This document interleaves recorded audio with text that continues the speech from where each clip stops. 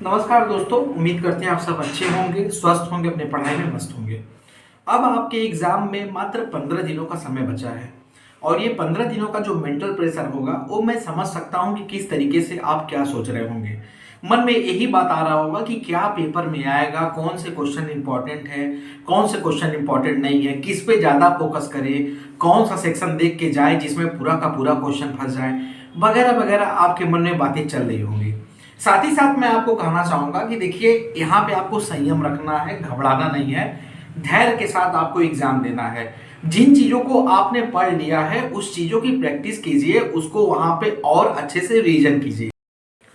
बाकी मैं बताना चाह रहा हूं कि हमारे यहाँ जो है एक rapid revision test paper series चलाई जा रही है, जिसमें इस बात की श्योरिटी है कि अगर आप ये पूरा रैपिड टेस्ट पेपर लगा लेंगे तो 90% कंफर्म है कि आप टीयर 1 के एग्जाम को क्वालिफाई कर जाएंगे, क्योंकि इसमें उन्हीं क्वेश्चन को शॉर्टलिस्ट किया गया है जो क्वेश्चन आपके एग्जाम के लिए महत्वपूर्ण हैं, जिनका आने का चांस ज्यादा है।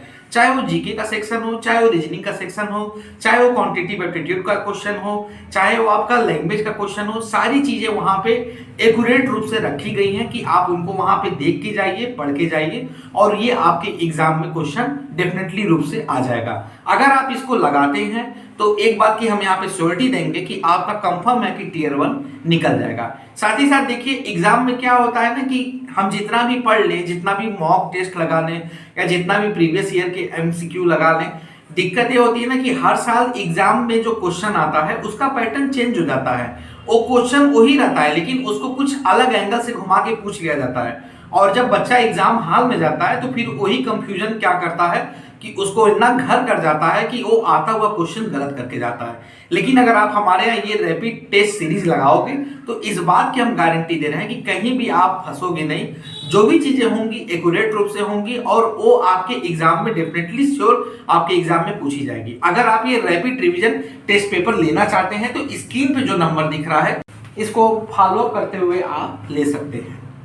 साथ ही साथ दोस्तों ये भी मैं बताना चाह रहा हूं कि देखिए, इस बार जो वैकेंसी आई है इतनी बड़ी मात्रा में 635 पोस्ट पे वैकेंसी है, जो कि अपने में एक ह्यूज मात्रा है। इतने नंबर ऑफ वैकेंसी फिर आपको किसी भी एग्जाम में हॉस्टल वार्डन के लिए देखने के लिए नहीं मिलेगी। जैसे आज ये वैकेंसी आया है, अगर आप ये एक्सपेक्टेशन कर रहे हो कि 2028 में या 2029 में हमें देखने को मिलेगी, तो गलत है, बिल्कुल भी गलत है। ऐसा आपको कुछ भी देखने को नहीं मिलेगा। तो एक अच्छा मौका है और इस मौके का उपयोग कीजिए, अच्छे से अपनी एक सीट निकालिए। और खास तौर पे अभी आपके पास 15 दिन है। कहते हैं ना कि 15 दिन में अगर आप चाह लीजिए तो आप पहाड़ को भी काट सकते हैं।